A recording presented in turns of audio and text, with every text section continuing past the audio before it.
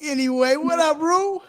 What's going on, man? What's going on? What up, everybody who's watching? You know, it's your man, Mr. Controversy.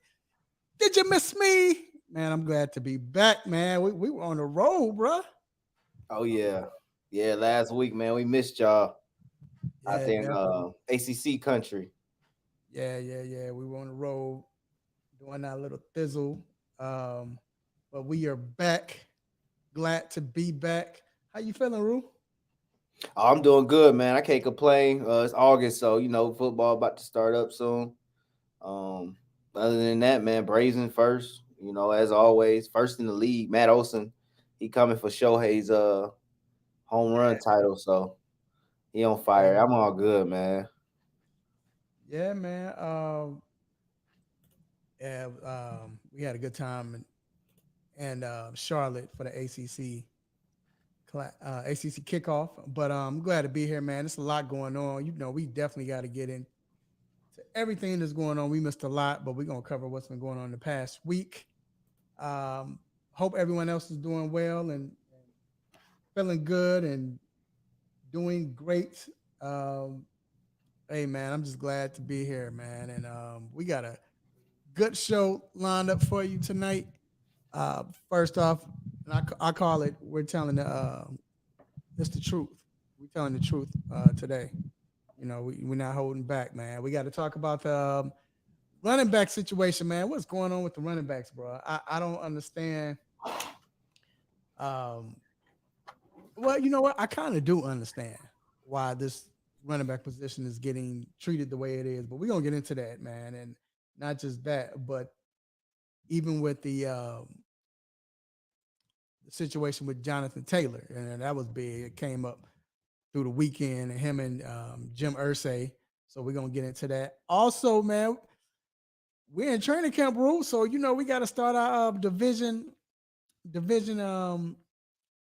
do we want to call it? Just I guess breakdowns. You know, we're gonna talk about two two divisions each week, and we're gonna start off this week with the NFC North and the AFC North. So can't wait for that. Also, we are talking about. We got to talk about that fight, man. Did you watch the fight? Oh yeah, man. That was a ooh.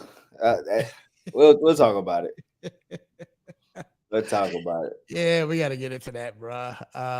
We got to get Well, into I've seen that on a TV show before, named Martin. bro.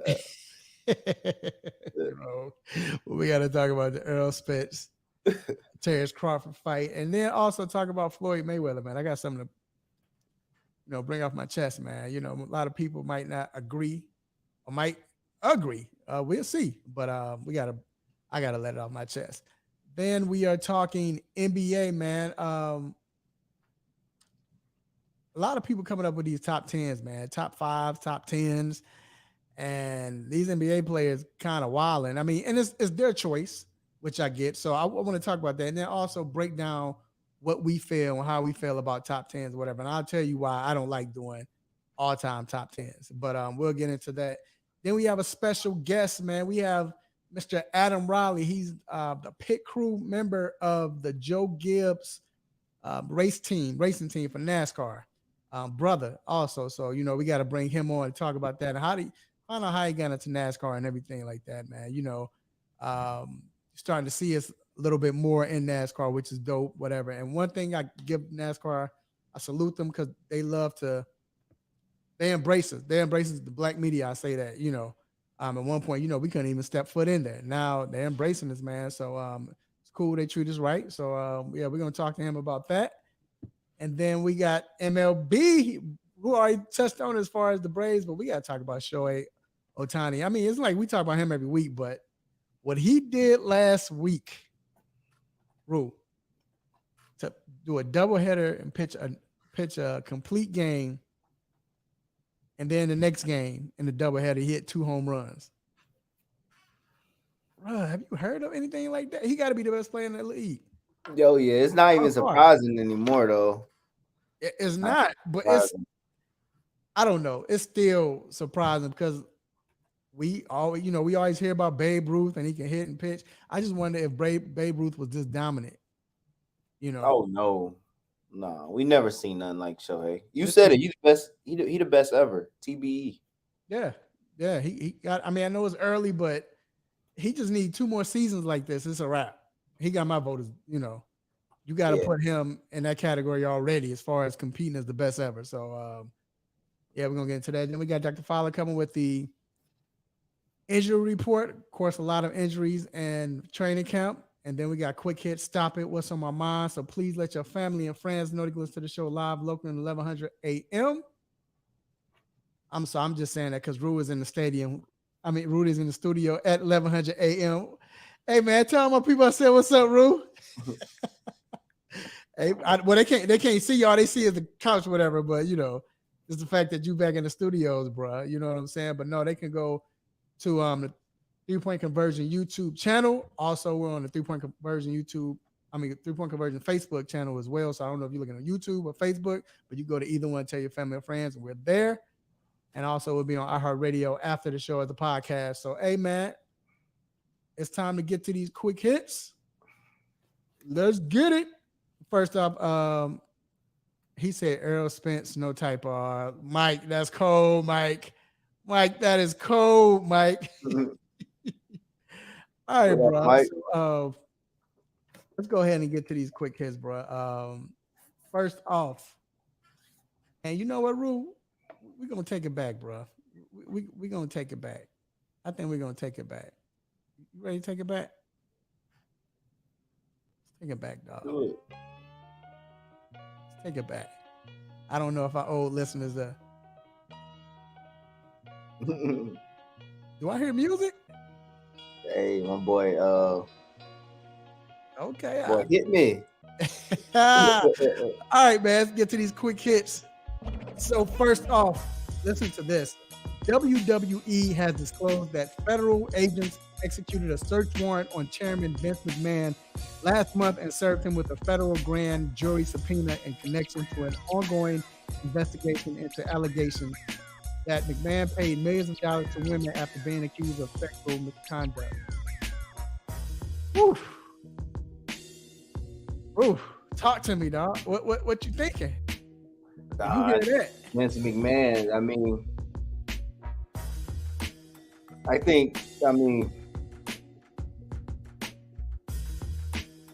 I'm not surprised.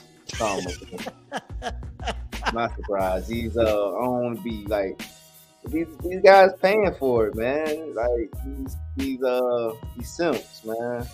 They usually come in the form of this kind. So yeah, and like you said, I'm not surprised either. I just wonder how he will get out of this. One thing about McMahon, he's the mastermind of getting out of controversy. I mean, I guess it's like getting out of a hold or wrestling move. So we'll see what happens with that. But Vince McMahon for you. Moving on, the New York Yankees have placed pitcher Domingo German on the restricted list after he voluntarily submitted inpatient treatment for alcohol abuse. Oof. Yankees, man, it's just, first of all, I hope he's doing all right. I hope he's okay. But the Yankees are like falling apart, Rue. yeah, their pitching staff, it ain't looking good. I mean, you got this. I mean, you got the boy who threw the perfect game earlier this year, and Garrett Cole, of course. But other than that, man, it's like, yeah. And Domingo, her mom was one of those frontline starters for them for the last few years. So, I mean, they lose somebody else. Cortez isn't like he was in the shape for he was last year. Yeah, it's I hope he getting the help he needs though. Yeah, we definitely wish him help. Everything is positive right now, you know. But yeah, Yankees, they just not this season, they're going down. Moving on. Speaking of going down, the Big Ten is looking to expand by going after Pac-12 teams. So remember, it was just we just found out that Big 12 was going. I think a few more teams joined or joining the Big 12. Colorado, was it one more team, or was it just Colorado? I thought it was one more team. I know Colorado. Yeah, I can't. I think it was one more team, but either or, just Colorado, just to get someone. But now Big Ten is going after them. This amid Pac-12's like they're just falling apart, Yeah. like falling apart. Like I I don't know what to I don't know what to think, man. Like, do you think this is the end of the Pac-12? Like, Well, not in the next, necessarily. you don't think in the next 4 years, you don't think it'll be a wrap? Well, yeah, we put it like that. Next four, maybe, because the attraction. I don't think Colorado's gonna be good within the next 2 years, but I think the attraction that Dion brings, viewership. I think the Pac-12 needs that, especially coming from the East Coast down south. You know, we don't stay up Pac-12 after dark. We ain't watching that. But when Dion's coaching, we will. When his son's playing quarterback, we will. Now, I think the Big 12 gets that over the next 4 years. The perks of Dion being, who he is. That's something I think the Pac-12 could use. Even though Colorado might not necessarily be good, Oregon's coach said something. Dan Lanning, our Georgia's old offensive coordinator, said something this week. Something so slick. Somebody asked him, like, what do you think about Dion and Colorado leaving? He said they haven't won anything in the past 15 years, or something he stated to her. They haven't done anything in this conference, so we won't feel it. I think y'all might not feel it, but I think the whoever is over the Pac-12 commissioners, they'll feel it. Because the attraction of Dion in Colorado. But like I said, it's I know that was a quick hit. I tried to be quick. I just felt like it's gonna be over with Pac-12. I mean, they really don't right now. I mean, is USC leaving? UCLA leaving. I mean, what else is there? Basically, I mean, you still got Oregon, you still got Utah. They're gonna leave. Are they gonna go back to the Pac-10 or Pac-7? Yeah, so it's basically Oregon and Utah that's holding on. Yeah. Moving on. Speaking of leaving, Florida State is mulling leaving the ACC due to revenue distribution. Would that be crazy if Florida State left? I think it's more of a threat than anything. And then honestly, if it is a threat, I see ACC answering that threat and abiding by whatever Florida State wants. That's a big loss if Florida State leaves. But let me ask you this. If they left, where do you think they would go? You think they would go to the SEC? They shouldn't. They shouldn't want to go to the SEC.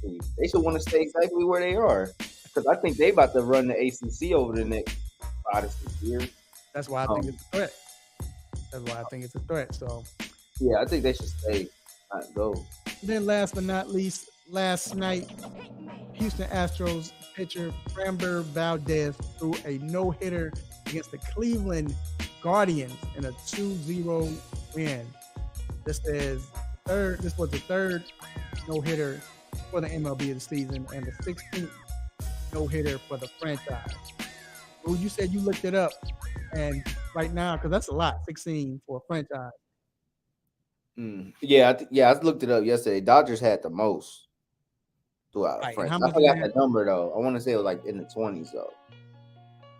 Yeah. Wow. So, yeah, but that's a big feat, and shout out to Valdez. Has to be great to throw a no-hitter. So, these days, most people are throwing what do you call it when they have is more than one pitcher? You talking about combined no-hitter? Combined no-hitter, yeah, combined no-hitter. So last year, years ago at this point, we had like 7 or 8 no-hitters. We did. It was a bunch. We did. So, hey, Acuna. MVP. Acuna, Shohei. MVP. Riley, everybody hitting home runs. I mean, what? So, all right, man. That wraps up the quick hits. We're gonna take a quick break, and we will be right back.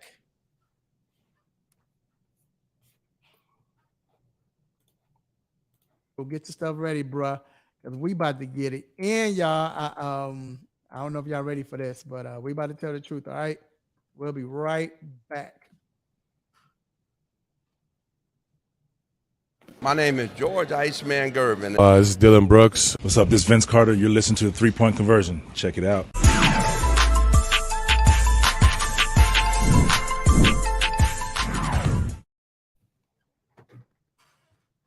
All right, we are back inside the 3-Point Conversion Sports Lounge, and we are glad to be back. First of all, shout out to my guy Marlon. What up, man? Boy, it's been a minute. Good to see you back, bruh. I know we not on Saturdays anymore, but good to see you back, man. Um, Mike says the music is back. Yes, the music back. Thank God. So definitely missed that. But all right, man, let's get to it, bruh. It's not good to be a running back these days, huh?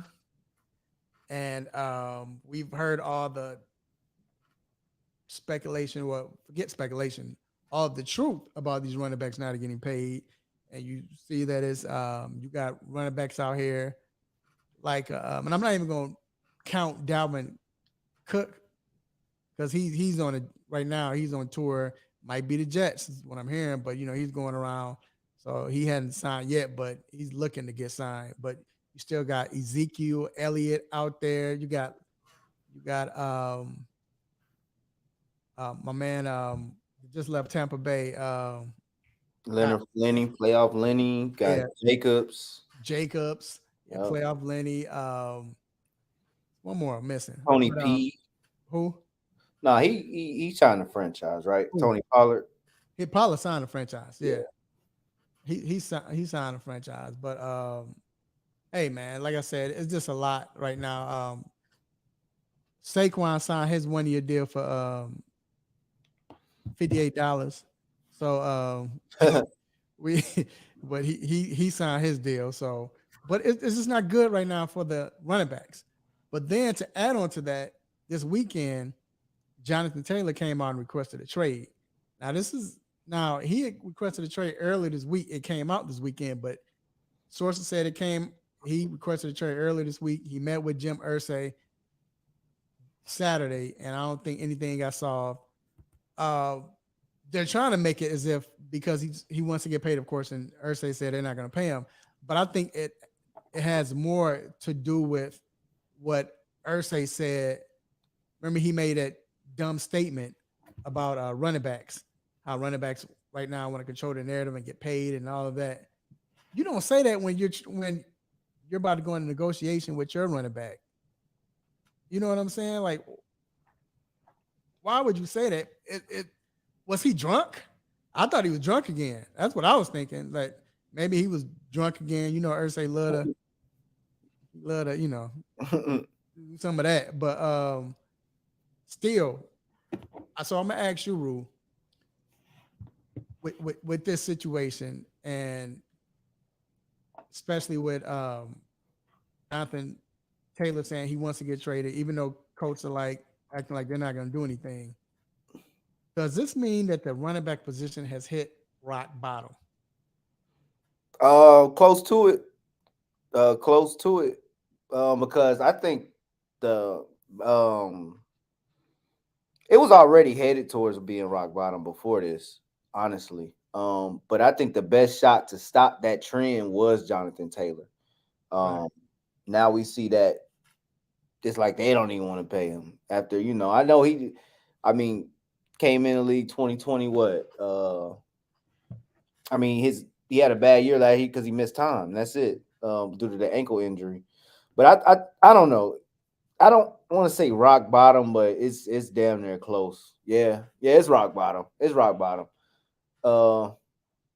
This was surprising, man. This was surprising. Jonathan Taylor not getting his payday, and also it's another guy we could talk about a little later. I think it's only two running backs really that could stop that trend. I think after the Dalvin stuff, because Dalvin being released was the start of it all. with the production he's given the Vikings Mhm. over the years. You know, they don't want to pay him. But Taylor and Chubb, I thought was the two that can stop that trend. We'll see with Chubb. Well, Cleveland, I guarantee you, Cleveland's Yeah. paying Chubb. Like they're not playing with him. So, but still, you're right. Uh, I understand Minnesota with Dalvin because that joker keep getting hurt. Mm. He keeps getting hurt. Playing, you can't. He Yeah, he gets only playing he gets 12, hurt 13. every Yeah. eighth, ninth game of the season. He'll get hurt for 4 games, 3 to 4 games every year. It's been like that for the last 3 years. So I can kind of understand that. And then I think they like Matson, but as I heard, I don't know the particular year, but I know it's been like 15 some odd, maybe more than that years since a Super Bowl team had a I don't know if it was 1,000 yard running back or a great running back. It might have been 1,000 yard running back, the Super Bowl winner. Mm. So I mean that doesn't help as well. You know what I'm saying? And but I think what really hurt it and really started it was it's been building since. It's been a minute, but it's been building. Was Le'Veon when Le'Veon held out? I think once Le'Veon held out, and then remember Pittsburgh was like, "All right, we good. We holla at you." Jets. And when he came back, went to the Jets, got some money, but and Le'Veon really did it. He didn't do it for himself. He did it for other running backs. But yet still, it didn't pan out. Like I said, it didn't pan out in New York. And at that point, it was like, all right, well, if that didn't happen, at that time was the best running back in the league, why are we going to pay any other running back? So I think it was building, and I saw this time coming soon. After that. So Yeah, you, even with Jacobs too. But I think you Jacobs led the league in rushing this year. but that's what I'm saying, though, right? But it started with that Mm-hmm. Le'Veon has been building. Oh yeah. You know, I think more of Jacob. They wanted to franchise him and don't pay him. But of course, as a business or as an organization, I understand you franchising your player, not wanting to pay him just yet. I get that. But I understand his point. You're a running back. You don't have that many years left. I need my Skrilla now. I get that. So I don't know how it's gonna end up. Do you think it's something else that can be done as far as the running back stopping this? Mm, no, I don't. It's just the nature of the game. It is. I think now they're figuring it out finally, what's going on. Uh, but as far as the players, I don't know because the production's there. I mean, with some of these players, uh, Well, not I, sure. I guess the right. I guess the right system. You got to pray you get drafted to the right system at this point. well, The I right think team. I think it has to be a running back on a Super Bowl team that wins. If if Mhm. if Cincinnati would have won last year, let's say Cincinnati won last that year, not last year, but the year before last against the Rams, they held on to win. Mixing when he got paid. Mixon would have got paid. He ended up taking a pay cut, but Mixon would have got paid, and or the fact that you couldn't have this stigma of no running backs getting. I mean, a winning Super Bowl team hadn't had 1,000 yard back in 15 to 20 years. Marlon says unless a bunch of top level quarterbacks get hurt and their passing goes in the dumps, nothing's going to change. I mean, and that's what it seems like. Also, I mean, yeah. Go ahead. Go ahead. No, no. What was you gonna say? I was just gonna say I see a player like a B. John Robinson. Maybe Mm. he's tired. B. John, you know who I see? Mhm. Bryce. You said I mean, Bryce Young. Brees. Is it Oh, Brees Hall. Brees Brees Hall. Hall? I see Brees Hall if he comes back healthy and he gets over 1,000 yards and they start winning because Rodgers not going to be there long. And I think at that point you go ahead and pay him. That's why I hope, even though I know what's my name, the guy from Minnesota, my running back from Minnesota. I don't want him to go, Dalvin Cook. I don't want him to go to the Jets because I feel like that'll even make it worse because now you have these two running backs. That means more than likely you're not going to have 1,000-yard runner, especially if you got a caliber type player of Dalvin Cook. Then you got a young player, so you're going to split carries, which means 9 times out of 10 they're not getting 1,000 yards Right. each, or one of them getting. Then that means, therefore, another running back doesn't get paid. So I just feel like But that's not going. but like in the Falcons case, you take a running back that high, like B. John, you know he's gonna be a workhorse. He gonna get paid. And I also see a boy from Pittsburgh get paid too. I Oh see yeah, you doing right by him. yeah, Najee. Najee, yeah, I can see that If too. he's, maintains and so. So before we go, let me ask you this: do you see Taylor ending up with the Colts, or if not, where do you see him going? Mm, that's a good question. Of course, I'm always gonna say the Bills could use him. But who would the Bills give up? Yeah, I don't know. Uh, Well, right now I hear that. I mean, gotta they don't give have up a choice. But everything. I I would heard give that Dalvin's little brother is balling James. out there. Yeah, they saying he's going to be the top back. Mm, well, I ain't really gave that thought, man. Dallas, I mean, but they franchise Tony. Yeah, why would you? No, Dallas not doing that. No, and I wouldn't be surprised if Zeke comes back to Dallas. And Mm. speaking of Dallas, my guy Maceo, he said the market is the market, and the players collective bargain these deals. You right, Maceo. You definitely right. But like you said, can can they do something, man? I just think it's gonna be one of these young running backs gonna have to bring it back, like you said, whether it's Bijan or Brees, either or. If not that, or a running back goes to the Super Bowl and wins and gets over, and he bought out this year, But if not, it's about to be a wrap. You know what I'm saying? So we'll see, man. Well, all right, man. We're gonna take a quick break. Mason says if all the houses in your neighborhood going for 300K, you're gonna look crazy. You Right. it just broke it down like that. All right, y'all. We're gonna take a quick break, and we will be right back. My name is Ben Thompson. What's up, y'all? It's Conversation. Yo, what up? This is Tyrese Maxson. You're listening to 3 Point Conversion.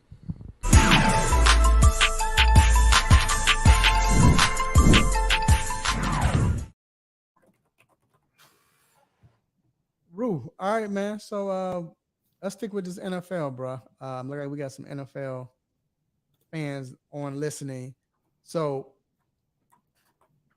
training camp has started. It's still early. We've seen some catches from who made a catch? Your boy out of Georgia, Pickens, yeah. Pittsburgh. That was a crazy catch. I saw Jamar Chase make a nice catch. We've seen some people, stepping out. Jefferson make a crazy sideline catch too. I didn't see that. Yeah. I didn't see that. I didn't see that. D Hop been making some catches. D-Hop been looking good. But other than that, I mean, it seems like we're starting to see what's been normal is injuries. You know what I'm saying? Like, other than that, and I pray to God.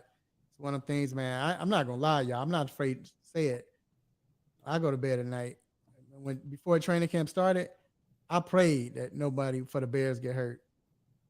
I'm just being honest. I said my prayer. Like, I think y'all need to do it as well. You know what I'm saying? Yeah. Bijan made a nice catch. But I want to focus on two divisions. I want to focus on one right now. We'll start with the NFC North. And this is going to be an interesting division. Rodgers left. So, I mean, Green Bay was on their way down anyway. You know what I'm saying? F Green Bay. But they were on their way down anyway. And now that he's left, do you think that Minnesota can maintain this even though Dalvin's gone now? Yeah, I think they're the most efficient offense. Maybe Lions was, I don't want to say efficient, but they were pretty good last year too. But yeah, I think so. I like that they did lose some veterans. They lost Dalvin, they lost Thielen, they lost I think Kendricks, they lost Peterson. Uh, but that Zadarius Smith gone. But I like the offense. I've always liked their offense. I like the addition of Jordan Addison. I think they got the best wide receiver we've seen since Randy Moss uh, and Justin Jefferson. Um, but Kevin O'Connell, year 2, we'll see. That division's, I mean, I know it's your divisions, Raph, but that division's for the taking if they want it. For who? So I'm Minnesota? not counting the Vikings out. Yeah, I'm not counting them I'm gonna out. tell you why. 13-4 last year. I don't see that much of a turnaround. Maybe You left- 11 and you lost- 6. Look what you lost though. You lost Maybe 11 and Dalvin. 6. You lost Dalvin. But he, like you said, he only played 12, 13 games anyway. I think maybe a 2-loss, 11 and 6. 2 more losses. But then you leave Zadarius. You lose Zadarius. I'm sorry. The defense getting older. They're not good. So I think they fall. I think they can fall in the middle of the pack.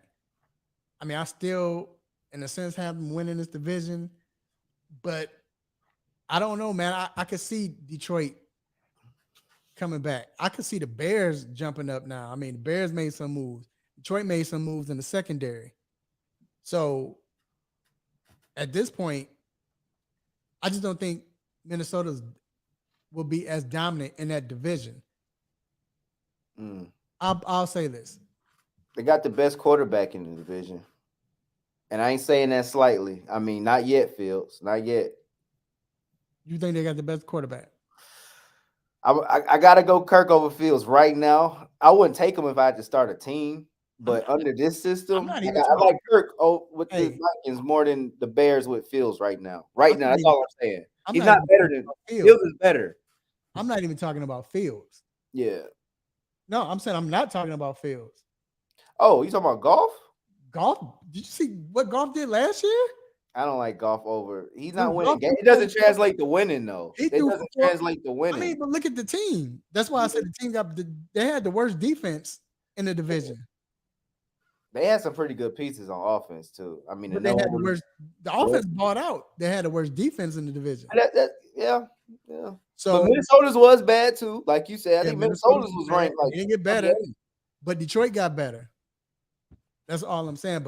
But either or, I think you do have 3 good quarterbacks. We don't know what's going to happen with Jordan Love, but I think with the Bears, I'll say this with the Bears. And this is not even me being biased because I kept saying I see us anywhere from 6 wins to maybe 10. But the more I'm looking, I'm just saying that's the range. I'm not saying they're going to win 10.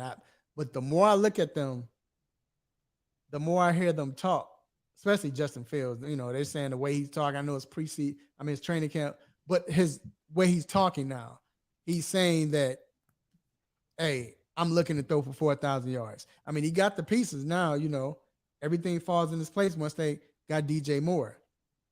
So it can be that. So if he takes that step up, you got this wide receiver, and they've been looking good in training camp. I mean, it's training camp, but still, they look good together. That's what I'm saying. And you're right. If they can protect Fields, which they, you know, brought some pieces in. So we got Darnell Wright. We got the guy from Tennessee. So I'm saying, but then again, you go with Detroit. It just depends on, like I say, it depends on if their defense can hold up. And plus, you know, they're missing Jameson Williams, I think, the first 6 games too. So, and a couple pieces. Dude, I mean, guys that got suspended with that gambling stuff.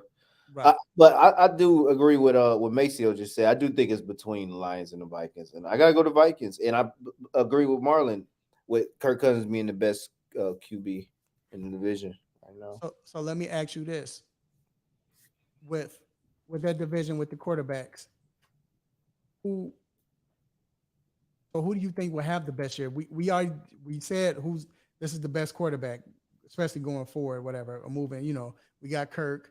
You know, you got Goff. We know what Fields can we saw Fields. What do you think? What do you think he can? What do you think, or who do you think will be the best quarterback by the end of the season in this division?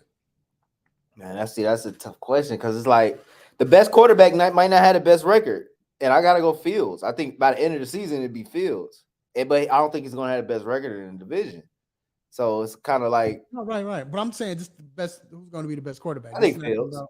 I think Okay. Justin Fields. Another Um, year under his belt. I think Fields. Let me go back to what Maceo said. Maceo said Justin needs to focus on reading defenses. You know what, Maceo? You can't read defenses when you can't see. So you're right, but when you can't see it, you running for your life, and you got the worst wide receiving corps in the league. What do you expect? So that's why I don't know if he can get 4,000. I'm not saying he's gonna get 4,000. I'm like you. I'm waiting. I just want to see more progression. That's it. You got a receiver, number one receiver, and it puts every other receiver back in their right position, their right place. I think it can be. I think it can be Fields, but honestly, man, I'm with you, man. Minnesota, they got the weapons. They can't run the ball. Well, we'll see if they can run the ball, but we don't know if they can run the ball without Dalvin. But then on top of that, the defense sucks. Look, you can't, and we'll transition, but you can't be. That's why I don't know. I think they're gonna fall. You look at last year, Rue. They went. I think it was like 7 games where the game was decided under 6 or at the end of the game. That's not good. That's not good. Which leads me to the last question. So you say you got Minnesota winning the division, right? Yeah. I ain't gonna lie, bro. I'm gonna go with Minnesota. I think Minnesota wins. I say Minnesota wins, but I think, like I said, I think it's gonna be close. I think Minnesota, Detroit, Chicago, all could be just right here. So we'll see. Now let's move to AFC North, man. To me, this might be the most competitive division because I think people sleeping on Pittsburgh, but I think they're gonna shock some people. Do you agree? Nah, I don't. I think they're gonna be the worst team in the division. So I don't think they're gonna shock anybody. Yeah, I gotta disagree with you because I think everybody else just got way better than they did, and not necessarily the Bengals getting better. I think Bengals was already top tier. As far as the Ravens, though, I mean, like I think they got totally better with Zay Flowers. I mean, getting your boy over there, Odell. So I think Pittsburgh's last in the division, bro. I don't necessarily believe in Kenny Pickett. I don't know if he's the answer over there, bro. I'm just saying. I put all those quarterbacks in the AFC North next to Kenny Pickett, and we got Deshaun. So we talking Deshaun Watson, we talking Joe Burrow, we talking Lamar Jackson. Then you mentioned Kenny Pickett. It's like who invited him to the party? So you didn't see anything last year that made you say he's gonna. Nothing. I don't know Nothing. about that. Nothing at all. I'm not saying he's the best quarterback or he's gonna be a top. I'm not saying that, but Kenny Pickett shows why he was picked. I mean, and you gotta understand, bro. He was a rookie. What other rookie? Jones. Huh? Mac Jones. And what he do the next year? We'll see. That's what I'm saying. We'll see what Kenny Pickett does this year. It's out for him. We'll see. But I mean, learning that system, Mac Jones, he played well, but that's an easy system where they babysitting you. I mean, they let Kenny throw it. They was like, hey, Kenny, we got to let you go. Go ahead. You got to fail right now. This is the best time to learn and fail. So, but we'll see. So, in saying that, who do you think has the most to prove? And I'll answer that first. Mm-hmm. I think Burrow's out of this question, right? I don't think Burrow have anything, but I still think it's Lamar Jackson. Even though Deshaun, you look at what Deshaun hadn't played in a minute. He played horrible last year, or he didn't play up to his standards, right? Mm-hmm. But this is what I say: Lamar's been hurt the last 2 years. Now all the chatter is first he wanted that money. He didn't get what he wanted. He got paid, but he didn't get what he wanted, right? So now you in this new offense. All right, man, we're not just gonna run you. If you're that quarterback who can throw the ball, let's see. And now, like I said, you have this moment where you got Odell, um, you got what's my man that's coming back? The wide receiver that's coming back. He's been Bateman. hurt. Yep. Who? Bateman, Flowers. Bateman's coming back. Now you got Zay. You still got your tight end. So now it's like, show us what you're gonna do. How good are you? So I feel like he has more to prove than all of the other quarterbacks. Now I see where you're getting at, but I'm gonna go Watson. I think Watson has the most to prove. I think he has a couple things to prove. I think he has to prove to himself. First off, I think he needs to prove to the fans, and I think he needs to prove to the owners who paid him. Because if he comes out here and doesn't look like he worth $230 million, people gonna start talking, bro. And it's like, I don't know where to rank Deshaun. When I'm doing top 10 lists, where is Deshaun ranked on here? Like, we ranking him 6, we ranking him 7. I heard people do that. What are you ranking him off of? 4 or 5 years ago? So no, I think Deshaun has to prove himself, because when you start mentioning those lists and he's left out. I think we did our top 10, and he wasn't even on either one of our lists. Oh, he might have been. On the list. I Okay. put him 6. 6. That's what I'm saying. There we go. I didn't have him on the list. Like, you have him 6 off what? Like the Houston Texans 2019. We can't, like, so I think it's on Deshaun to prove to us why you have him 6. We know what's up with Lamar. So I got Deshaun having the most to prove. What up, Brandon? No, I agree. Like I said, this is a tough one for me. Yeah, but I still think it's Lamar. But I'm with you. I understand why you say that. I definitely understand why you say that. And Maceo says the Browns are my sleeper this season. I'm with you, Maceo. And my question is, the next question is, which team would challenge the Bengals? And I think it's going to be the Browns. I think it's going to be the Browns. I think Deshaun plays out his mind. And shout out to Maceo. Maceo even said this on his show, man. Maceo came on and said that he saw Deshaun Watson on Instagram showing out, flashing and all that. And he said, when Deshaun Watson is doing that, you're gonna have problems next season. So I agree, and they got the best running back in the division, right? And then also, as great as Baltimore's defense is, Cleveland's defense is still that good. You know what I'm saying? So I think they're going to challenge the Bengals this year in the division. Who do you have? Ooh, it's another good one. Like you said, to start this segment, you said, yeah, this is the toughest division, man. It is. I got the Bengals. Still had the Bengals winning it though. No, the question was, who do you have challenging them? Oh, I thought you said who had. I'm gonna go Browns. I think the Browns challenge them. So I know people wonder why Ravens not getting love. What you and this is the thing about the Ravens. Honestly, I don't know yet because they're in this new offense. I don't know what it's going to look like, and we all know now. Like I think Lamar can be the MVP this year. But like I said, I think he can be. But the problem is he going to pick up this offense? Not even just him. Would the offense pick up the offensive scheme? You know what I'm saying? So because it's a new offensive scheme, my only thing is how long it's going to take for them to learn this, for them to see it. Now the advantage is they hadn't seen them in this offense, so Ravens have an advantage there. But at the same time, are they going to be good enough to where they know this offense?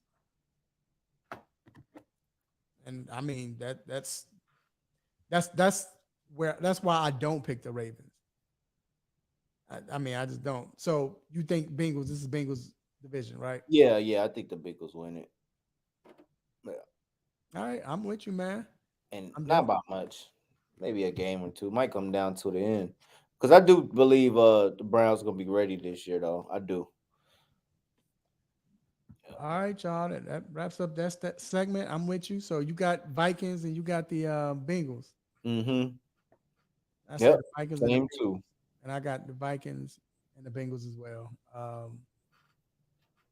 But I won't be surprised if Chicago or Detroit sneak up and win this division. I just felt like I said, I just A felt like big turnaround, Mr. Controversy. 3 wins to division winners. I Slow I, down. I just feel like they're gonna I don't know, man. I just felt like the Vikings don't slow down. They just I don't like put it like this. I don't like their defense and the fact that they have um they have Dalvin gone. I just don't like it. That's all I'm saying. All right, man. So Brandon says Ravens. Mike says give me the Lions. Um, Marlon says Browns winning the North. Um, Mike says the Ravens like it when they are the underdog. Lamar said it himself recently. They've been the underdog. I mean, what they they like they've been the best. I mean, so Lamar got to stay healthy. If Lamar stays healthy, they got a good chance of doing it. That's all I'm saying. So, all right, y'all. So we're gonna take another quick break, man. And you know what? We're gonna talk boxing. I mean, hey, we might make some people mad on here, but it's about to get real crazy tonight with this. All right. So we'll be right back. Hey, it's Chuck the Iceman Liddell, and you're listening to the 3-Point Conversion.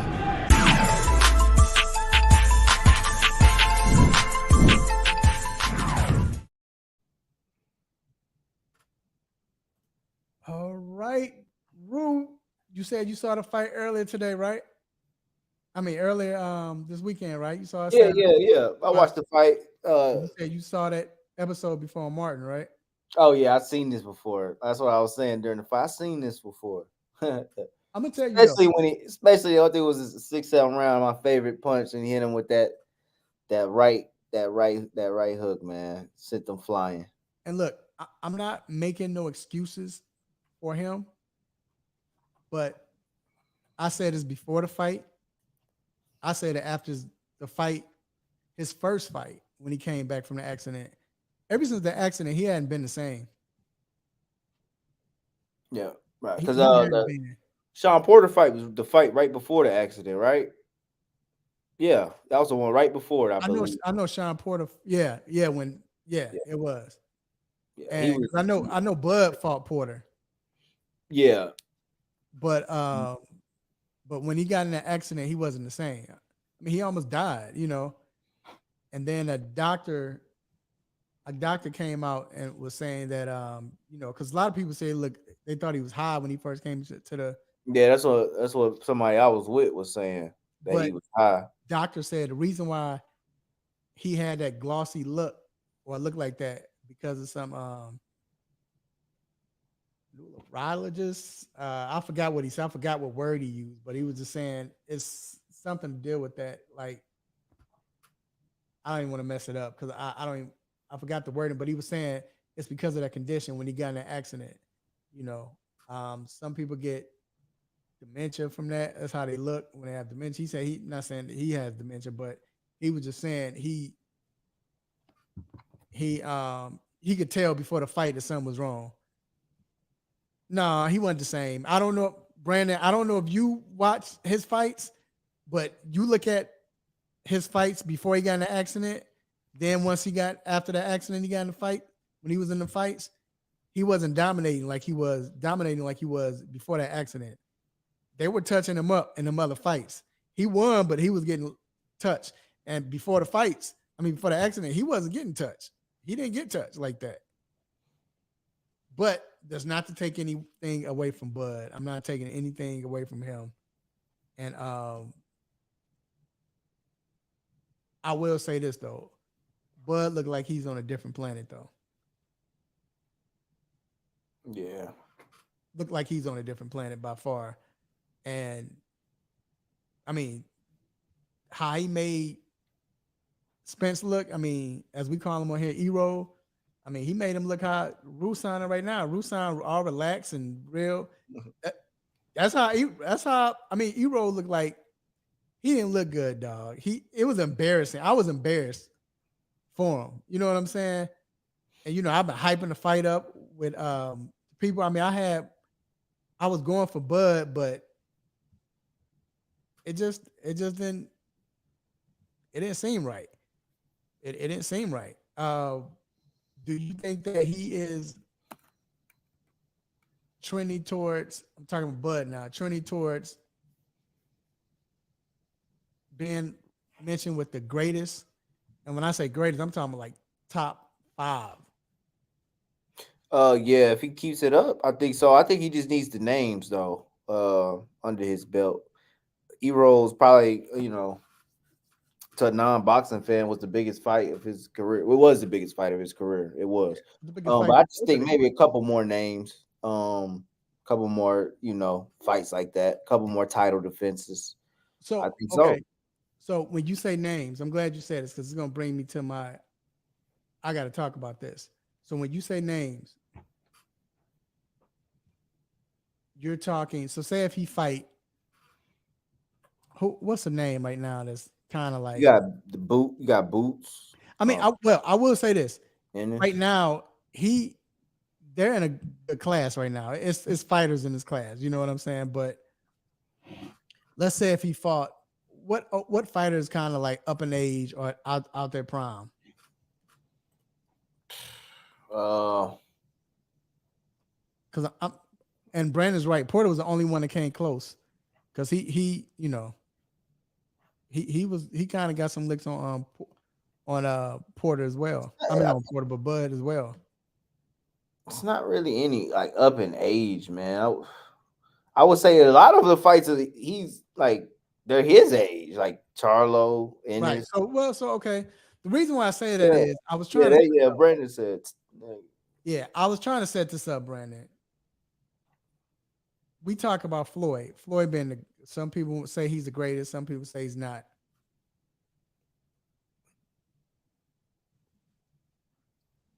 Floyd is great, and it's not his fault. As great as he is, Floyd doesn't have a signature fight. He has names, but he doesn't have a signature fight. When he fought De La Hoya was past his prime. Right. He fought Sugar Shane. He was past his prime. Judah, Judah. I mean, he was, but I still think he wasn't the same. You're right. Everybody was pretty much old. He fought Canelo. Canelo was 12 years old. Yep. Cotto. He fought Canelo at the right time too. Right. So all I'm saying is, I don't think that he has a signature fight. Well, yeah, I don't think he has a signature fight. Conor McGregor. So the fact that he doesn't have a signature fight, do you? I mean, and it's too early. I'm with Brandon. And we'll get ready to close the segment. But if he wins, if he gets to 5 more wins, he's 45-0. Then we gotta say, Rue, that he's. Yeah, I'm with you. I'll put him over Floyd then if that's the case. I think at that point he would have fought Tank. I think he'd have fought Tank at that point. But look, all your great fighters have that signature fight for most of them. It's coming. It's coming. The arrow fights was a signature fight. No, I'm talking about Floyd. Floyd doesn't have a signature. I'm with you on that one. I'm with you on that wholeheartedly. Yeah, but I think it's coming for Terrence now. He's about to get into that signature fight. Every fight now on is a signature fight, I think. for him. Well, like I said, man, we'll see what happens, man. I don't think should diminish Spence. And again, if you just join us, we like to call him Ero. I Say don't you think want that rematch too, bro. Yeah, you'll hear about that later on. Trust me, in this show. But all right, man. So we're gonna take a quick break, man. We got a special guest coming in, man. Proud of his brother, so can't wait to bring him on.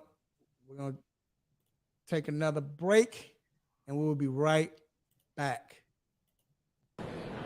Hello, everybody. I'm Kyle Brandt. You might know me from Good Morning Football or maybe early 2000s Days of Our Lives. And you right now are enjoying the 3-Point Conversion Radio. You're watching, you're listening, you're loving. I love these people. They're dynamite. 3-Point Conversion Radio.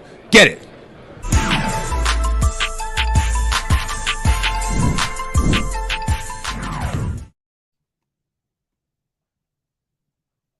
We're back inside the 3-Point Conversions Sports Lounge. And before we bring on our next guest, Brandon says, I don't know if I agree that's downplaying Floyd's resume. No, it's not. It's not downplaying. It's telling the truth. It's no shot to Floyd. I feel like it's not Floyd's fault. The same thing with Roy. Floyd made the money. Roy Jones. Roy Jones, because, I mean, he fought the heavyweight. I can't think of his name, but when he fought him, that might be a signature fight. But I'm just saying, but in Roy's class, Roy had to move up because it was no one in his class. They just came in the wrong era at the wrong time. So I'm not downplaying what he did. I'm just saying you can't say that you can't name me a signature fight that Floyd has. A signature fight, not names, but a signature fight in their prime. So that's all I'm going to say. We're going to revisit this Tank situation. But we're talking about visiting. Want to bring in a special guest, man. Met this guy. Had a pleasure of meeting this young man twice. I met him at NASCAR. Met him last year. I don't know if he remembers. We talked last year and talked to him, and then got a chance to meet him this year at Atlanta Motor Speedway. And man, it's good to see another brother in NASCAR. And that's my guy, Mr. Adam Riley, one of the pit crew members of Joe Gibbs Racing Team. What's going on, Adam? What's going on, man? How's it going? Good. See you got the Bulldogs on. Come on now. Hey, hold up. All day. Come on now. There we go. In dogs we trust. Come on now. In dogs we trust. Maybe that'll get Rue some energy. Let me throw this. Catch this for me. What's up? All right. So let me ask you, Adam, I'm just be frank, man. How in the world did you get into NASCAR? Man, I'm telling you, it wasn't on my list of things I wanted to be when I grew up. I tell you that. But I got introduced to it because my mentor, shout out to Mike Slaughter and the Slaughter family. So me and him used to be on Young Life staff. It's a nonprofit organization that does youth ministry. Particularly where I used to work was in the urban area of Charlotte, North Carolina, in some of the most under-resourced and underprivileged communities in the city. But so it came from me being on my third year going into it, and I didn't know what was next for me because typically in that kind of like term of your Young Life tenure, you're looking for what's next, whether you're going to get sent off to another place, either in the state or in the country, to go start up Young Life somewhere where a community of adults want it. I didn't feel like I was ready for that role yet, and so me and my boss at the time, Hector Garcia, shout out to Hector and the Garcia fam. Those are my two big bros, and we had talks, and we do like these quarterly check-ins, just like with any other job, just to see like where your head's at, what's next, what are you thinking for, kind of like a 2 to 3 year plan, like moving forward. And I kind of voiced to him that I didn't feel like I was ready to take on that responsibility of an area director, essentially starting another area of ministry. And so Hector and Mike were just dreaming for me, they had me in mind and they wanted to keep me around, or like to have the best, I guess the best way to serve me well and to care for me, and like kind of hear what I voiced to them about that whole situation. And so Mike pulled in some of his strings. He used to actually work with Joe Gibbs Racing when he had his own nonprofit before he joined the Young Life Ministry that we work for. And so my boss now hit me up, kind of like the general manager of the pit crew department, hit me up and was like, hey, we have a mutual friend in Mike, and he said that you used to play football and like had some kind of athletic background in college or whatever. And I wanted to see if you wanted to come in for like maybe a potential pit crew opportunity, try out. It's not guaranteeing a spot, but at least you can, if you want to be interested in coming and doing like a little workout for us just to see how you test. And so I took some time to like think over it, pray on it. And I was like, I mean, pit crew, like NASCAR, you're talking about like the around in circles and crashing every 2 laps. Yeah. And so I thought about it, prayed about it. And I was like, you know what, why not just give it a shot? So I gave it a shot. I tested well. They offered me the job on the spot, and that was in May of 2021. And the rest is history. Nice. I think you're on mute, Rue. Yeah. So with that being said, what goes into being a pit crew member, and how does it work? So I mean, it's a lot like any other sport. Really, you work out. You have training regimens. You have a trainer. You have physical therapists. You have trainers and everything.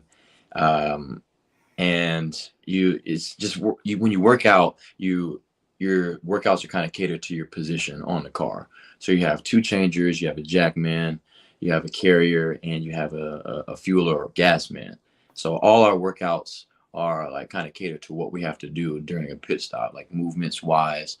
For changers, it's more so like excel, decel, a little bit of plyometrics, and a lot of agility and moving and stop and start type of stuff.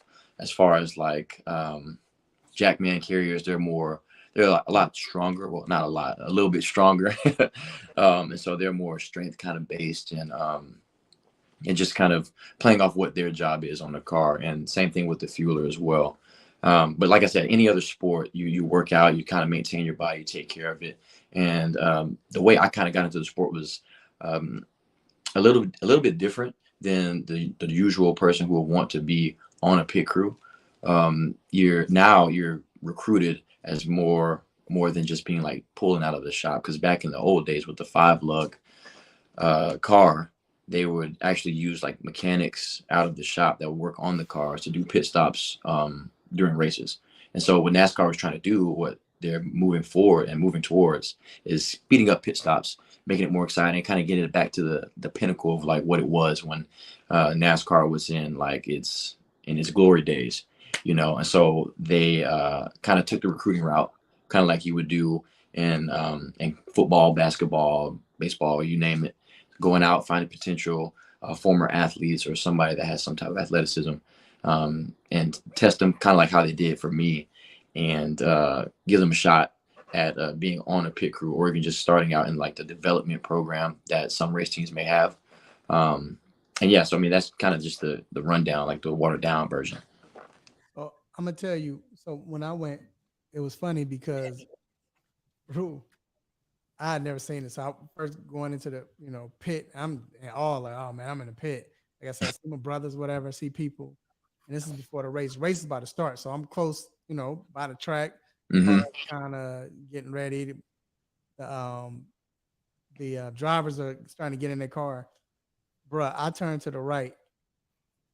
I turn to the left. I see cats warming up.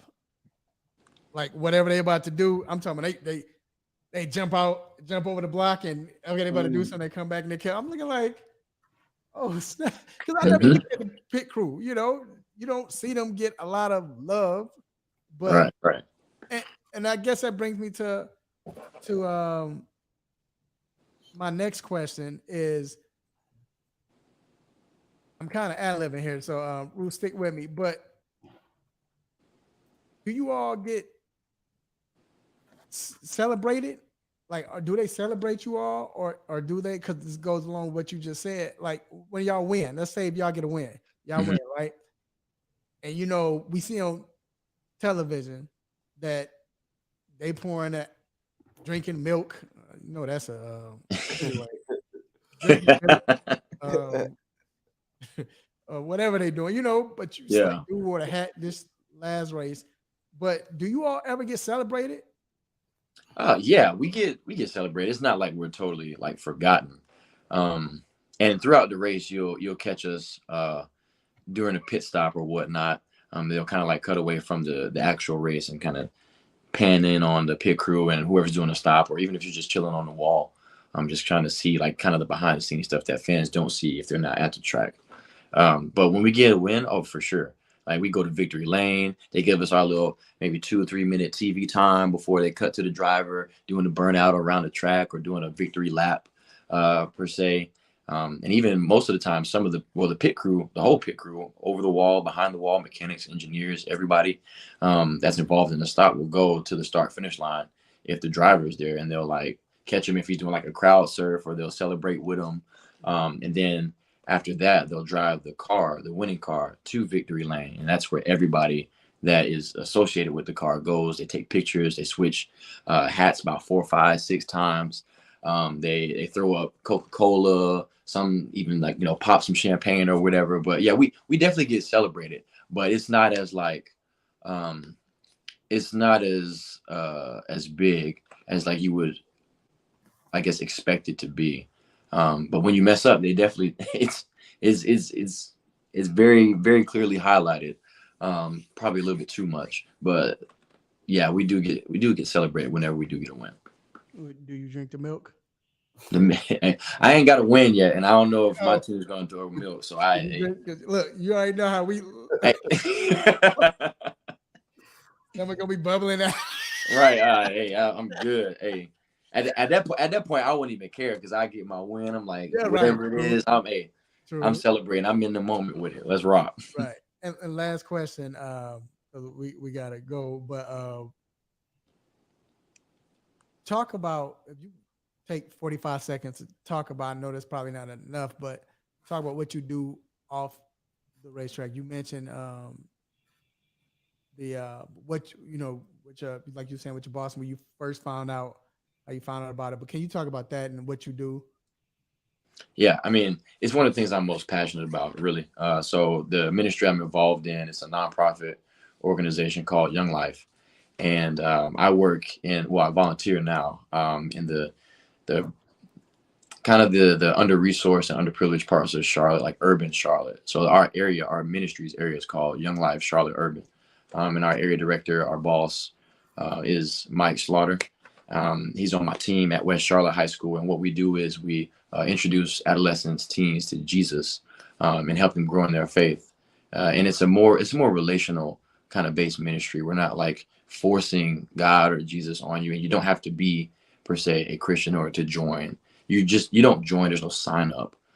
You just come out, come as you are, and we'll care for you, love on you. You're hungry. We serve food at all of our events, if not most of them. We just have a good time. We do life with teenagers and kind of help them along in that, whether they want to grow in their faith in Jesus or start in a relationship with Jesus. And if they don't, it's all good. We're not going to be like, hey, you can't come back no more because you don't want what we have to offer. Like, no, come with your questions, come with your doubts, come even with your rejections. But yeah, we should just caring for kids, caring for high schoolers, grades, freshman through senior, before they kind of go and take that next step in their stage of life. Definitely dope, man. Of course, send me the information. Let me know. We'll definitely share that. And definitely glad to have you on. Don't want this to be the last time. Next time when y'all do win, we got to have you on that next week. Oh, yeah. For sure. I'll bring the milk. I just playing. Hey, last thing before I go, they was about to start. This is like maybe an hour before, and I guess y'all come out like maybe 45 minutes to an hour, right? Yeah, hour. We get dressed hour. Yeah, because is that your teammate played with Georgia? Yeah, Nate McBride. Shout out to Nate, dog out there. Yeah, he played with Georgia, Rue. But no, them jokers play football. Like before they was going, they was, had a sick mug on their face. Yep. The little outfit was half off, walking around. You know what I'm saying? Yeah. Listening to music. Oh yeah. I mean, it's just like a game day in any other sport. You gotta get in that mode. Like, hey, we gotta come and lay down some heaters and get our dude out in first or something. Got to beat some folks out of the pit stalls and out of the pit box, man. Like we're competing. It's just same old thing, just a different way. So if y'all haven't gone, I know my people, we don't, a lot of us don't really mess with NASCAR like that, but you need to go experience it. It is dope. It is, got me watching NASCAR because at one point I was like, I just don't see how you can watch mugs just go around for 8 hours. Like I just can't. But it's like I said, it's a real cool event, dope and everything, man. So shout out to you, Adam. Appreciate you, man. Thank you for having me on, man. Thank you, Appreciate boss. it. Thank you. Man. Hey, go Dogs. Come times. on now. Go Dogs, baby. 3 times. Again, don't make this the last time you on here, man. We'll definitely reach out and have you on again, man. So appreciate you. And hey, we'll talk to you soon. Yes, sir. Appreciate y'all. Much love. Much love. All right, y'all. We're gonna take a quick break and we're gonna be back with the Stop It segment. Don't go anywhere. Yo, what's up? This is Grady Jarrett with the Atlanta Falcons. This is Sean Alexander. You're listening to the 3-point conversion. Let's go.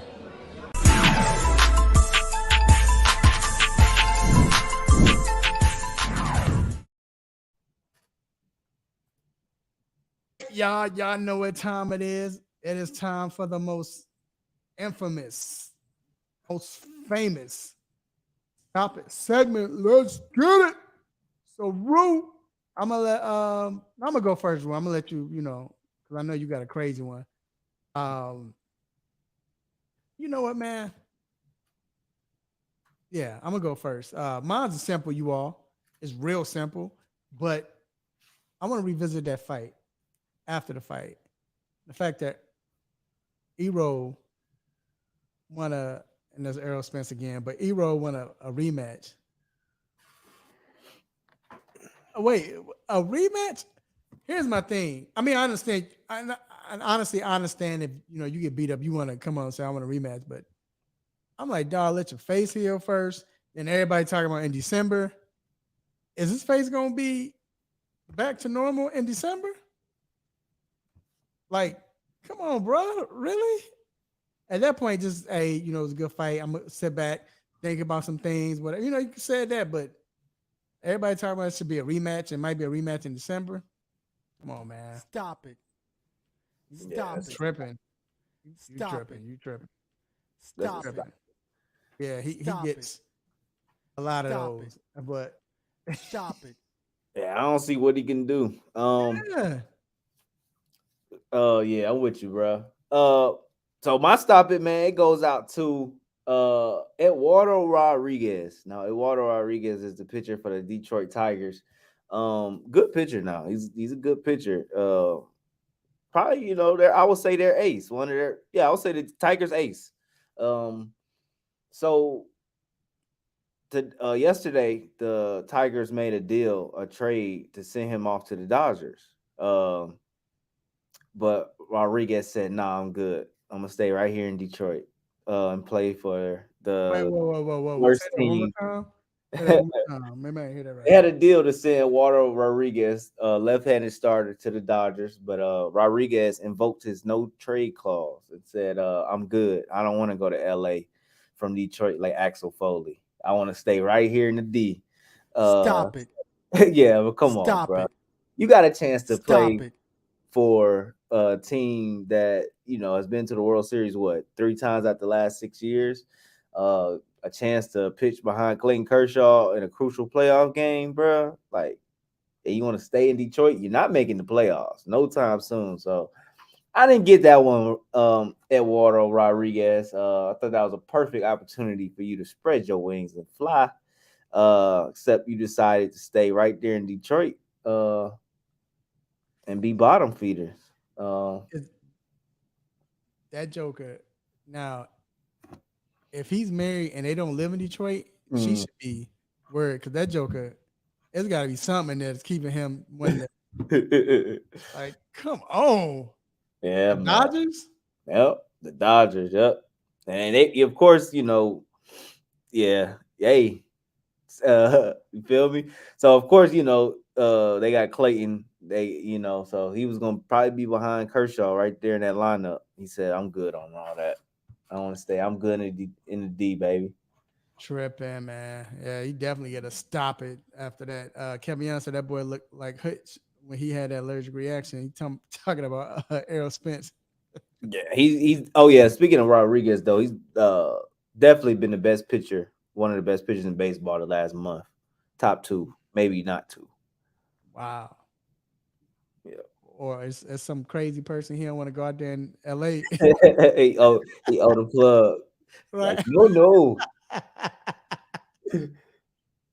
All right, y'all. We're gonna move on, man. I want to talk about this, we got to get into the NBA because there's been some crazy things been going on with the NBA, right? First of all, I want to talk about and bring up, because we hadn't talked about it yet, the situation with Jeff Teague. Jeff Teague came out and said that, everybody talks about Wade and everybody, this is hard. And he said, but you think about Wade played with Shaq. Wade played with LeBron. He was like, when Wade didn't have anybody, they were sorry. They weren't winning.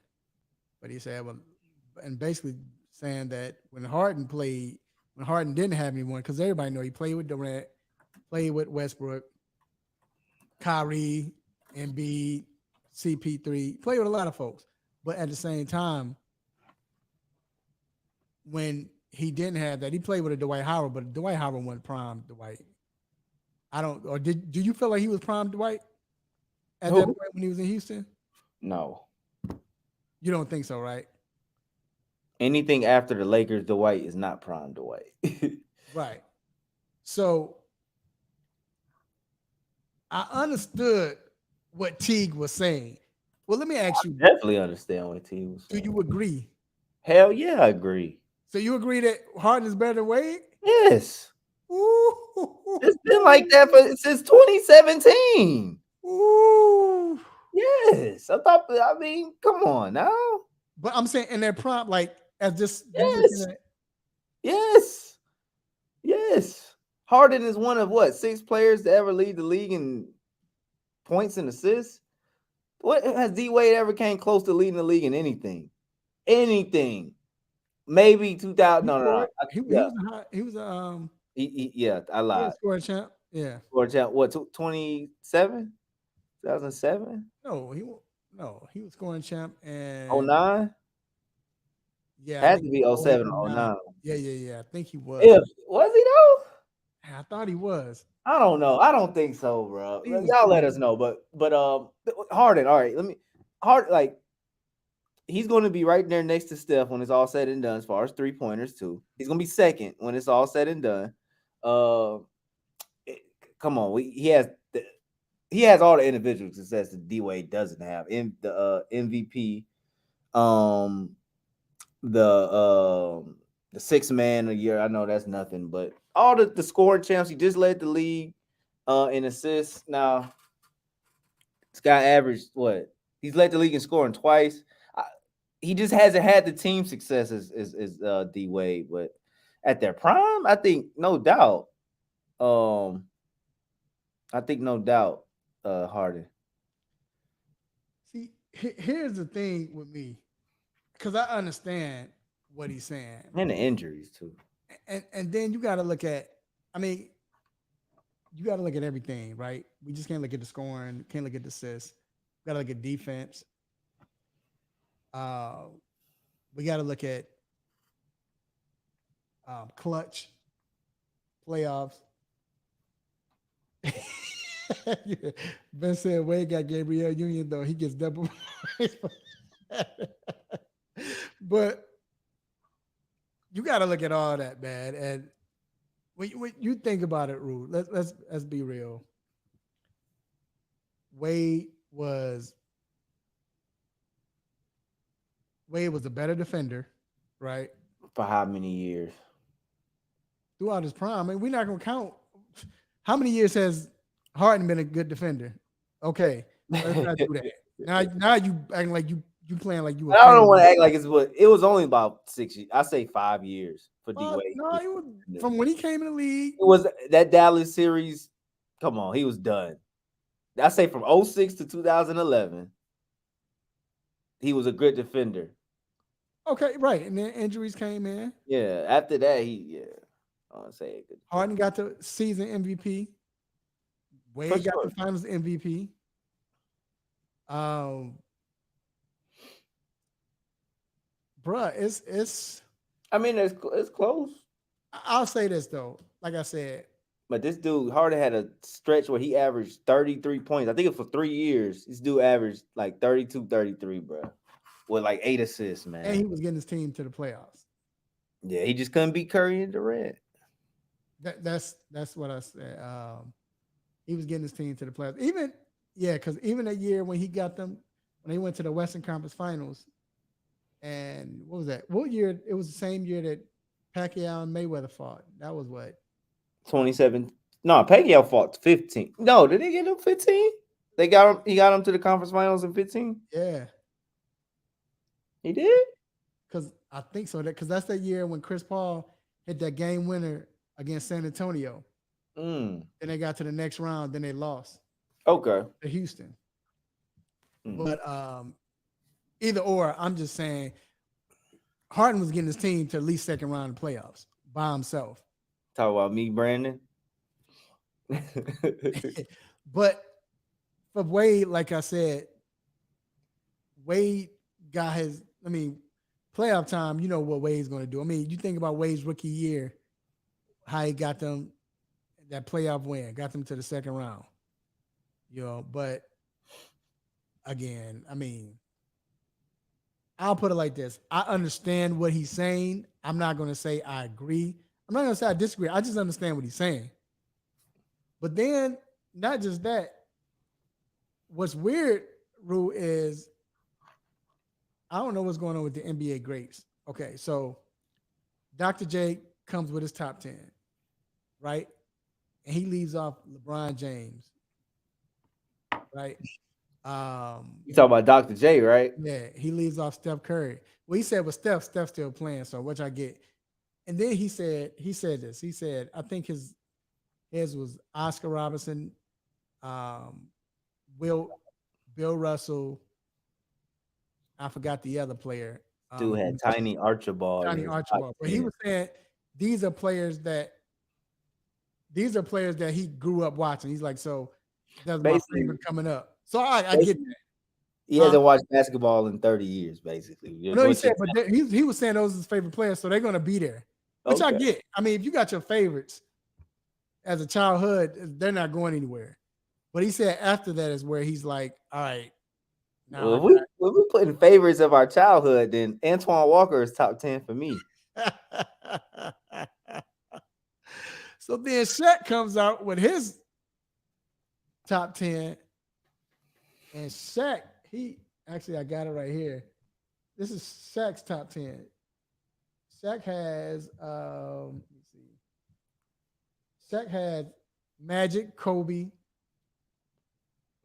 Mike, MJ, of course, LeBron James, Steph Curry, Allen Iverson, Tim Duncan, and Karl Malone, and Isaiah Thomas. Wow. So his starting five was Magic, Kobe, Mike, LeBron, and himself. He got himself in the top 10, right? So he left off Kareem. Like, come on, bro, the disrespect. But this is his favorite top 5, top 10, whatever. Then Steph comes out on his top 5. He don't have LeBron James on there.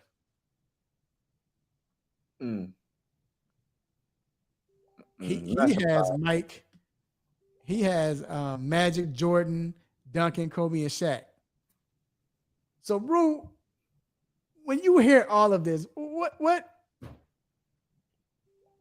do you get from this? Man, do you think this is why opinions? This is why opinions are like what they say, assholes, because everybody has one. I mean, it's not right or wrong. It's your opinion, bro. Because I disagree with Shaq. I disagree with Dr. J. I disagree with Curry. Um, that's their opinion, but it's all different. I've never heard Allen Iverson on anybody's top 10. By the way, Shaq. Yeah, I mean, like you said, that's just what it is. I'll say this. I feel like this is why I don't do top tens, and then we'll Oh end man, this. ready to This say what we say about Iverson. this is why I don't do top tens of all time. This is just being real. So I can kind of understand Doc's. I can understand Shaq's. But Shaq watched Kareem. I think he got something against Kareem. But here's my thing. Why would I put Wilt Chamberlain or Bill Russell or even a Kareem Over Abdul-Jabbar me. in my top 10? I hadn't seen him play. Mhm. I'm not even talking about my favorite. I'm saying the top 10 all time. I don't do that because you just can't go by stats. You can't go by all stars because we know that stuff is rigged or you got faves or the fans voting. Like BJ Armstrong started the All-Star League, NBA All-Star game in 94. BJ Armstrong. BJ Armstrong, I'm gonna say it again. BJ Armstrong, the point guard for the Chicago Bulls. You might be too young, Rue, but BJ Armstrong started the All-Star game. He was a starter in the All-Star game with Kenny Anderson. The heck. But that's what I'm saying. You don't. So I don't. Then I don't like to go by stats because you got to depend on the relevance of what time, what era it was. It was different back then. This time might mean more than it does now. You just don't know. So all I'm saying is I stay away from these. Like, you know what I'm saying? I don't. I can do my favorite, but I stay away from these. I do. Real quick before we go, you got a top while we're doing it, you got a top 10 of what you've seen, you have a top 10. Yeah, no, yeah, yeah. But here we go. MJ, Kobe, no Pacific order. MJ, Kobe, uh, Magic, Shaq, Kareem, Duncan, uh, Bird, Curry. I think that's 9. Um, You said Bird? wait, not wait. What did I say? I'm actually, did you say Larry Bird? Yeah, I got Bird 10, Okay. Curry 9, I think that's 10. Elijah 1 8, 7 Shaq, 6 no Pacific order. I'm just trying to get Right. it right. Uh, I lost count, bro. I get the picture. But okay. Duncan 7 6. Yeah. So real quick, I'm just going off the top of my head. Magic, Jordan, no specific order. Magic, Jordan, Larry Bird, Kareem. I'm gonna put Kareem in this now. I'm gonna just do That's 4. So Magic, Bird, Kareem, Elijah, Jordan, That's 6. Karl Malone, 7. LeBron James. 8. Oh, I didn't have LeBron in mind. Wow. Did I say Larry Bird? I said Larry Bird, right? Yeah. That's You got 8. 2 more. LeBron's in my disclaimer. We doing all time. You don't have Kobe. You don't have Shaq right now. I'm not putting Wilt because I didn't see any. I don't know them. I'll put Shaq 9. You don't have Kobe. You don't have Russell. You don't have Wilt. I'm not putting them because I don't. So let's say if I did put them, then I'll put Wilt 10. Wow, Kobe's not in your top 10. Not against all them greats. Not against all them greats. Because hey, do this and then we'll go. Bird can go, bro. Look, you know Bird can go for Kobe now.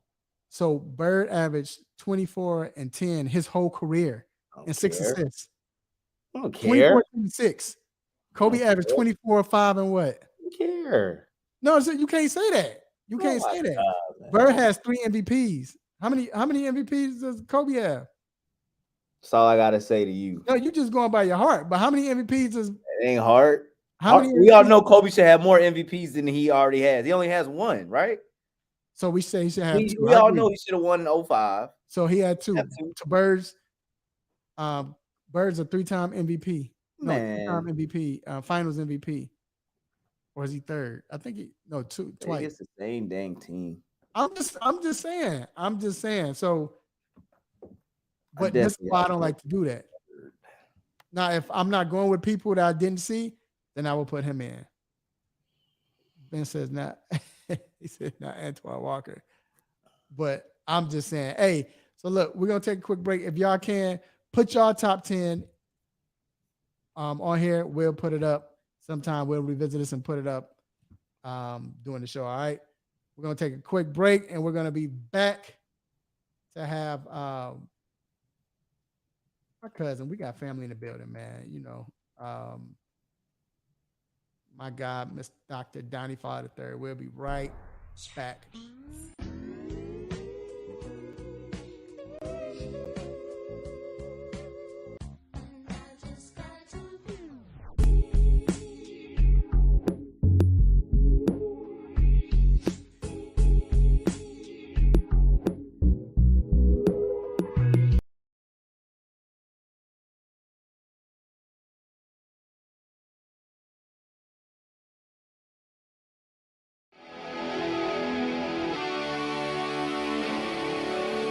Have a sports injury?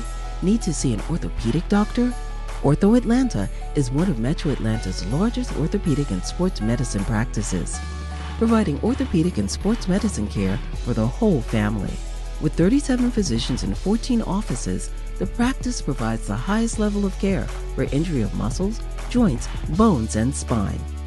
Ortho Atlanta offers convenient access to a full range of musculoskeletal surgeons and specialists. Ortho Atlanta also offers on-site physical therapy, pain management care, MRI imaging, and workers' compensation care.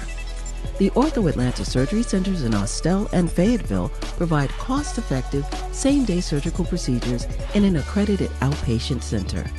Hip, knee, shoulder, back pain? Ortho Atlanta has you covered with specialists in all areas. Same-day appointments, orthopedic care for the whole family.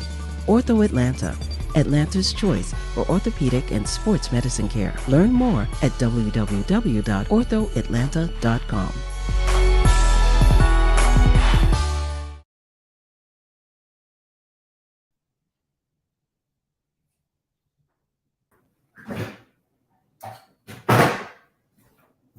Virgin Sports Lounge, and we got to bring in our cousin family in the building. You already know what it is. Let me hide this okay, there we go. We got to see him, the man, the legend, the myth, as they say, Dr. Donnie Fowler III. What's going on, Doc? Doing well. How you guys doing? What's up, Doc? Doing pretty good. I'm good, man. I wanna know if Rue ever looked up Daryl Green and I did. Did his history lesson. Washington Redskins, then cornerback, all-time great. Yep, I know Daryl Green, one of the fastest players to play. Okay, that makes me happy. Dion even said once that he was faster than Daryl Green was fast. He wasn't faster than Daryl Green. I saw an interview. Yeah, Daryl Green was fast, man. But either or. All right, man. So let's get to it. We talked about it earlier today. Joe Burrow. Man, it was a big scare. I think the world stopped when he at least in Ohio saw him limping. But he injured his calf. And where do you see him? Like, how long do you think he will be out with this injury? I mean, I know they're saying a couple of weeks, they don't know yet, but what would you say? Yeah, I mean, definitely scary when you watched it. and I honestly, when I watched it, I thought it was an Achilles based on the fact, not that I could see his Achilles, but just the fact that he was already wearing a sleeve on his calf. And I was like, all right, the muscle's already weak. This is, a lot of these players, it starts with a calf muscle injury and then they put more stress on the tendon and then the tendon goes. So I saw that and was like, man, if that's Achilles, I'm just so sad for him, the contract coming up. So very, very glad to hear that it was just a muscle injury. Mr. Controversy knows the trials and tribulations of dealing with the serious calf injury. So, so it could have been worse, obviously. And I guess fortunately it happened now and not partway into the season. They need to be cautious with him. It sounds like from what I've heard, he's not limping even at this point and moving around the facility pretty well. So I would anticipate him getting back into, I'm sure he's doing his rehab now. I would anticipate him probably getting back into football activity in the next 2 to 3 weeks and easing in, and should be ready for week 1 in September, barring any unforeseen setbacks. Well, Doc, I don't know if you heard the saying that the season doesn't start until a Broncos wide receiver gets hurt, but that's just, it is what it is, man. On Monday, Tim Patrick, Broncos wide receiver, tore his Achilles. Do you think that has any correlation to Patrick tearing his ACL last year around the same time in training camp? It's tough to say. I'm trying to think. Like Cousins is a guy that comes to mind who had a couple injuries back to back with knee and Achilles. And again, we're talking about a different sport, but in my opinion, anyone, and I think it was even different legs. I think it was right ACL and left Achilles or vice versa. So, it wasn't on the same leg, but at the same time, usually your other leg is the one that is stronger and you're having to compensate more in favor. So when someone tears their ACL, say they tear their right ACL, the studies show there's actually a higher risk of you tearing your left ACL than re-tearing the same ACL. So in a way, I'd almost kind of liken that a little bit to the Achilles on the other leg too, is if he, even though I'm sure he was clearing all the goals and doing everything he could, if he was still favoring his other leg, then that, puts you at a higher risk for a soft tissue injury on that side. So I don't think it's directly related, but I certainly think there probably is some correlation, unfortunately. And it's just, really crappy thing to see, obviously. Yeah, it was. That was horrible. And then Cooper Kupp, he's been sidelined with a hamstring injury. Does this have anything to do with his injury? Because wait, was it? It wasn't some with the leg last year? I think he was ankle. At the end of the season, it was more ankle. Would this have anything to do with that? I want to put this in that same category. Hamstrings are pretty common, unfortunately, in receivers. So I want to probably tie that into an ankle injury, the same as I worry about someone coming off an ACL.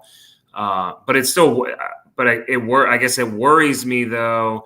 Even though, they say he's going to be a few weeks and they'll reevaluate and should be fine, and they don't see him in jeopardy of missing the first game. You guys have seen it. Anytime a receiver or a skill position guy injures a hamstring, I feel like it's always something that keeps coming back throughout the season and becomes a nagging kind of thing. And I hope that's not the case for Kupp, but I would, if I was a fantasy owner, I would probably be dropping him down a little bit on my board, just concerned that you might see some recurrent hamstring stuff once the season starts. What would you? So, I got 2 questions from the chat room. I asked this question because is indirect to what you're just talking about, fantasy wise. And I was going to ask this too. Would you draft him in the first round? I wouldn't. I guess it depends on your scoring system, of course, and how many teams in your league, et cetera, et cetera. But I don't think he's a first. I certainly think there's some people, and I don't want to get in a big debate, Jefferson, et cetera, that you would probably draft in the first round as a wide receiver. Adams, Tyreek Hill. I think all those guys are certainly in the conversation as a first round pick. But I would and even Jamar Chase, but I would drop Kupp out of the first round. I want to drop him like super low. Maybe you go second round if he comes back to you, like in the snake or whatever. But I don't see him as a first round pick, kind of already going the season with a hammy and coming off a injury plagued season last year too. My boy B John is knocking Kupp out the first round this year in a lot of fantasy drafts. Just letting y'all know. Mm-hmm. Also, with Errol Spence, as we like to call him, Ero, but Ero, with that car accident, how did you feel about that accident? I know that's not your specialty as far as that type, but do you think that has he looked the same since he's came back? I mean, it's hard to say. I mean, I do follow a decent amount of boxing and was, I guess, kind of surprised how one-sided that fight was. I didn't watch it all live, but I watched a fair amount of the highlights going back. And if you look at some of his earlier fights, no, I don't think he looked the same as what he was. But also, I don't want to take anything away from Crawford either, and how much of that was Crawford doing his thing. So but he didn't look the same. Because I said the same thing, Doc, that he didn't look the same. Not even in this fight. Even again, the fight after when he came back, he won. But before he got in that accident, he was very dominant. Like you couldn't touch him. And then that fight when he came back, he got touched. Oh, yeah. I don't think he went down, but I think he didn't go down, but he was getting hit. So, but yeah, we were wondering about that. But all right, Doc, we definitely appreciate you coming on, man. We can't wait to this football season, of course. I mean, you always provide us with injuries, but that's when people definitely want to hear about injuries because of fantasy football. So you said you already got the question. So, but we appreciate you, man. You have a safe and wonderful weekend and rest of the week, and tell the missus we said hello. I will. I'm also going to have to try to separate myself a little further this year, so Rue can't come back on me in the picks either. You saw me. You saw me over here trying to get that out, Doc. I'll build at least a 10-game lead this time, not 4 or 5. So I think it came down to the last game last year, right? The Detroit and Green Bay game, right? It did. And, it's all good. Doc saw me over here smirking. I'm start trying to make genius picks. I was trying to be a genius and contrarian, Mr. Contrarian. Yeah, I'm playing to win. But Doc, we appreciate you, man, and you have a safe and wonderful week. All right, guys. See you next week. Thanks, Doc. Right. All right, so we're gonna move on real quick to you know what? We're gonna take a real quick another commercial. I shouldn't say quick, but we're gonna take a commercial. Gotta pay these bills, and we'll be right back. And I seriously mean that. Yo, what's good, everybody? This is K Boogie here with your food for positive thoughts on the 3-point conversion with our boy, Mr. Controversy. Focus in on what you desire to do. Dial in. Put and magnify. Focus. Keep that intense focus on what you desire to do. So if it's starting a business, focus in on that. If it's to start a motivational speaking platform or content on social media, focus in on that. If it's just drawing, getting some art, creating art, focus in on it. If you don't focus in on the thing you want to achieve, you're going to get distracted. You are going to get distracted because things are going to come to try to throw you off. So know it's going to happen. But if you have that intense focus, if you dialed in to what you want to accomplish, you're going to move towards it and you're going to continue to move towards it even when the opposition comes. But if you're distracted, when opposition comes, you're going to easily be discouraged. You're going to easily be thrown off. You're going to easily stop doing what you're doing. So dial in. Have that intense focus on your goals and what you want to achieve in your life. You deserve it because you are equipped. Stop doubting yourself. Go get what's yours. Have a good one. I'll see you next week. Peace. All right, we are back inside the 3-point conversion sports lounge. We're gonna make this quick. Rule, it's second half. Second half, we saw some trades go down. Any trade that you liked? Any trade that stood out to you? This was quiet. I like Scherzer to the Texas Rangers. I think a team that's already leading that division. It doesn't hurt getting one of the best pitchers ever. He has been having a down year this year though. Not to Scherzer standards, but he might be able to spark some of that. What the Scherzer we all know in Texas. So I did like that, and I like the Astros getting Verlander. I mean, you can't. I think they had to get Verlander. The Astros had to make a move once they saw the Rangers make that move to get Scherzer. Yeah, those are the two, biggest and best moves, honestly. All right, so let's quickly go through the standings.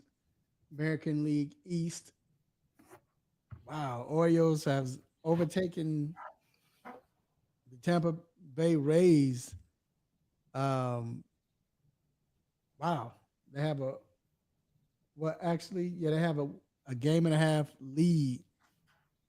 Rue, come on, man, talk to me. What Yeah, man, Orioles been playing good. Rays been falling off. You said something about this early in the season too. Yeah, the Orioles. One thing about them is they don't lose at home, just like the Rays were earlier in the year. They have a pretty good home record.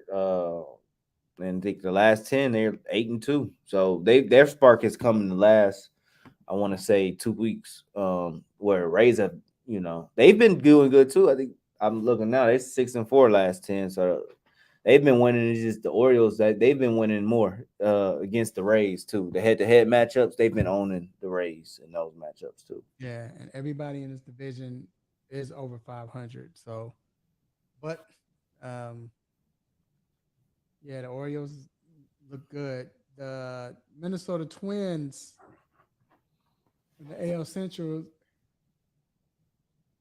The Twins they're leading that division. They have a 2.5 game lead over the Guardians, and Guardians second. They're 53 and 56. So anyway, in the AL West, the Rangers have the lead, and actually it's they're tied for first. Rangers are 61-46, Astros 62-47. This is going to be interesting, definitely. Rangers have lost their last 7 out of the last 10, and Astros won 7 out of their last 10. So, yeah, Houston is making a comeback. Do you think it's about to be a wrap for the Rangers? No, I don't. I think this is going to go to the end of the season. It's going to be a good race between them two. Like I said, I think getting Scherzer sparks them. It's going to be an interesting matchup, man, because I think we're going to see these Scherzer and Verlander go head-to-head a few times this season, with them being teammates earlier in the year. I think we're going to see them on the mound against each other a few times before it's all said and done. That's the best two-way race in baseball, has been all year. American League East, the Braves has an 11.5 game lead over the Phillies, and the Phillies are 58-49. So, but yeah, that division is a wrap. But Philly, looking at the wild card, NL Central, the Reds are 1 game over the Brewers, and surprisingly, the Cubs are 4 games back. And the Cubs been playing some great baseball. They won their last 8 out of the last 10 games. Won 8 out of the last 10 games. You see, they made a few moves. But the Reds, this is their division, or is this up for grab right now? I think it's up for grabs. It's too early because the Cubs they've been on fire, like you said. 11 out of 14, 8 out of 10. And they got players starting to come alive. I think it's between them. I never was a believer in the Brewers. I just don't believe in their offense. I believe in their bullpen though. More so than anybody in the league, but their offense is just so I do this between the Reds and the Cubs to me. Okay. I want to see the Cubs do it though. Yeah, who you telling? And then in National League West, Dodgers have a 2.5 game lead over the San Francisco Giants. Man, bro, can the Giants come back and take this division? Out of nowhere, man. Out of nowhere. That's the sneakiest team in baseball. Like they don't get a lot of attention, but they year after year they are at least 20, 25 games over 500. And then let's look at the wild card quickly. American League, because they're tied. So I mean, it'll be so. Let's say if Orioles win it, or Rangers win either or, Orioles will be winning the. I'm sorry, let me take that back. If Orioles win a division, okay, those are division leaders. I knew I was looking at it wrong. I apologize. So the wild card, you have the Rays because they're right behind the Orioles, but the Rays and Astros, and then Blue Jays are Blue Jays are third, and then Red Sox are 2 games behind the Blue Jays, Mariners and Yankees. Can Yankees or Red Sox? Can they? Do you believe they can get in, or what? Do you think they will get in? No, I don't think the Yankees are. I think that was my pitch last week. If it wasn't, it is this week that we won't see. No, I think it was last week. We won't see any New York baseball, postseason baseball in October. Yeah, you did say that last year. Yeah, 3.5 games back. That's a series. So, but we'll see. Especially what happened to German. So, am I saying his name right? yeah, German. Yeah, okay. And then It's Herman. It's Herman. Herman. Okay, I was about to say I don't think I'm saying it right, but Herman. Okay. Last week, Yankees looked like it was a wrap for them. So we'll see what happens. And then, lastly, in the NL wild card, you have the Giants, Phillies, and Brewers all in that wild card position. Marlins are a half a game back. Diamondbacks a half game back, and then Cubs are 3 games back. So let's see what happened. You got a quick rules pitch? Not this week. Not this week. Just getting back into the thick of things, man. I just started. I missed all last week, guys, of baseball. I didn't watch any baseball last week. Yeah, we were out of town. Yeah. But this week, got to see Shohei here in Atlanta. So that was always good.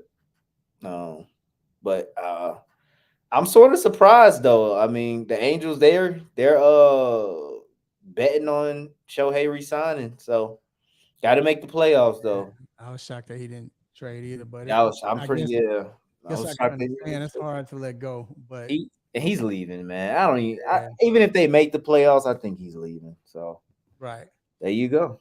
Well, all right, man. Well, that wraps up the show. I don't have a what's on my mind. Honestly, what's on my mind was the Mayweather again. But like I said, I don't think he's I don't think he has a signature fight. So I think that's what. If that was the case, I don't think we would be debating if he's the greatest or not. You understand? So the fact that he's undefeated and we're debating if he's great or not, if he's the greatest. So I think because of the signature fight is what's hurting him. And again, that's not his fault. That's more so just for the simple fact that he came in this area at the wrong time, So and Floyd was very strategic about his fights. He made his money. That was Floyd wanted to do, just make the money. Yep. So look, man, it's been a great show. We definitely appreciate everyone, and it was fun to be back. Rude, like I said, it's been a minute since almost 2 weeks. Mm-hmm. Almost 2 weeks, man, and what we're Let's say what we're gonna do is we're gonna end it like this.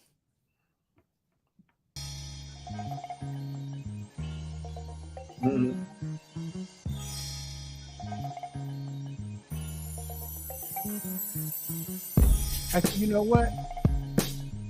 All the old listeners, we're gonna end it like this. Ooh, I'm gonna see if this brings it back for you, man. Let's take you back. This is how we're gonna end it right here. There we go.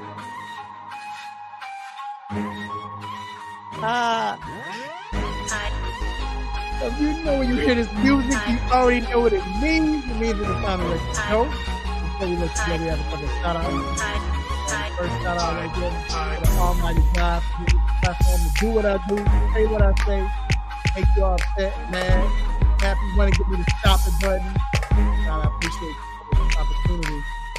Also, I want to thank my co-host, Drew, being here, bro. Anything you want to say? Hey man, stay blessed out there. Football's approaching. Got it up to the Hall of Fame game in a couple of days or so. Yeah, we say. Tap in with us all year. Yes, sir. Also, I want to go ahead and thank my guest. Of course, there's no guest, but Dr. Fowler III. Appreciate him coming on. We want to thank Mr. Adam Riley for coming on as well. Also, I want to thank everyone who listened live. Got to thank my guy, Brandon. Appreciate you, Brandon, for always being on here. Thanks to the Fantasy Guru, Kevin, who else? My guy, Marlon, Maceo. We appreciate y'all, man. Everybody else who watch and listen live or listening as a podcast. Also, I want to thank my beautiful wife, lovely children, brothers and sisters, nieces, nephews, cousins, uncles, grandparents, and my grandma. You know, she got on me about I gotta send it to you. You ain't see it. The Errol Spence fight. I gotta send you that clip, bro. I'm gonna send that to you. But anyway, I want to thank all my play cousins. Hey, love on family. Let family know that you love them. Love them while they can still feel it. Love them while they're still alive. Be safe. Week. Have a great week. Eat good. Drink responsibly. Watch some sports. Till next week. Same time, same show, same crazy host, same sports nonsense. When you miss me, I'm out.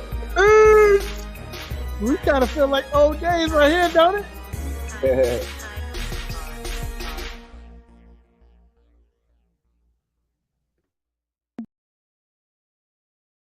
We out.